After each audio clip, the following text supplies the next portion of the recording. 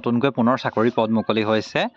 নতুনকৈ জুনিয়ৰ এছিষ্টেণ্টৰ কাৰণে vacancy release কৰিছে আৰু এই ভেকেঞ্চিকেইটা ইতিমধ্যে আপোনালোকে থাম্বনেইল দেখি গম পাইছে গুৱাহাটীত নতুনকৈ চাকৰি পদ মুকলি হৈছে ক'ত মুকলি হৈছে কেনেকৈ আবেদন কৰিব কিমান দৰমহা সকলোবিলাক জনাই দিম ভিডিঅ'টো শেষলৈকে চাব আৰু এতিয়া যদি আমি চাওঁ তেন্তে জুনিয়ৰ এছিষ্টেণ্টৰ কাৰণে ভেকেঞ্চি ৰিলিজ কৰিছে 2026ৰ কাৰণে আৰু ইয়াত এটা কণ্ডিশ্যন আছে the number of vacancies May very depending আপন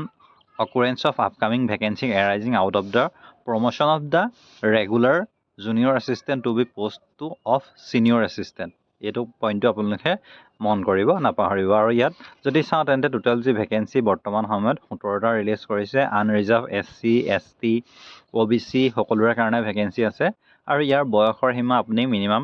21 বছৰৰ পৰা মেক্সিমাম 27 বছৰ তাৰ উপৰি আপুনি ৰিলেক্সেশ্যন পাব ৰিজাৰ্ভেশ্যন কেটেগৰীয়া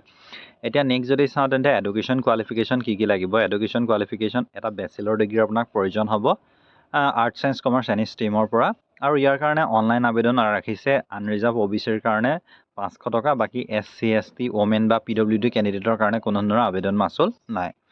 যদি আপুনি ইণ্টাৰেষ্টেড হয় জুনিয়ৰ এছিষ্টেণ্ট পদটোৰ কাৰণে তেন্তে আপোনালোকে আবেদন কৰিবলৈ ইয়াৰ অনলাইন ৱেবছাইটত যাব লাগিব ইয়াৰ কাৰণে অনলাইন আবেদন ইতিমধ্যে 13 ডিচেম্বৰৰ পৰা আবেদন প্ৰক্ৰিয়া চলি আছে আবেদনৰ অন্তিম তাৰিখটো হৈছে 13 জানুৱাৰী বৰ্তমান আবেদন প্ৰক্ৰিয়া চলি আছে আবেদন কৰিবলৈ ডেছক্ৰিপশ্যনত লিংক দি দিম তাত যিটো অনলাইন এপ্লিকেশ্যন বা নতুবা আপোনালোকে IIT গুৱাহাটীৰ অফিচিয়েল ৱেবছাইটত গ'লেও হ'ব এই যিহেতু ভেকেঞ্চিটো ইণ্ডিয়ান ইনষ্টিটিউট অফ টেকন'লজি গুৱাহাটীত ৰিলিজ কৰিছে একদম ভাল জব হয় আপোনালোকে ইয়াত IIT